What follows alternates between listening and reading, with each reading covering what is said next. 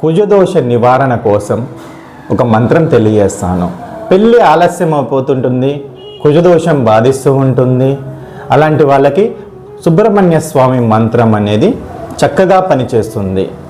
ఈ మంత్రాన్ని రోజు 108 సార్లు జపం చేయడం వల్ల సుబ్రహ్మణ్య స్వామి అనుగ్రహం కలిగి, కటాక్షం కలిగి మీకు పెళ్ళి తొందరగా కుదురుతుంది. ఆ మంత్రం ఏమనగా ఓం సాం శరవణ భవ. మళ్ళీ మీకు ఇంకొకసారి తెలియజేస్తున్నాను. ఓం సాం శరవణ భవ. దీన్ని రోజు 108 సార్లు కానీ లేకపోతే 5 మాలలు కానీ, మాల అనగా 108 సార్లు, 5 మాలలు కానీ ఎన్నైనా జపం చేయండి.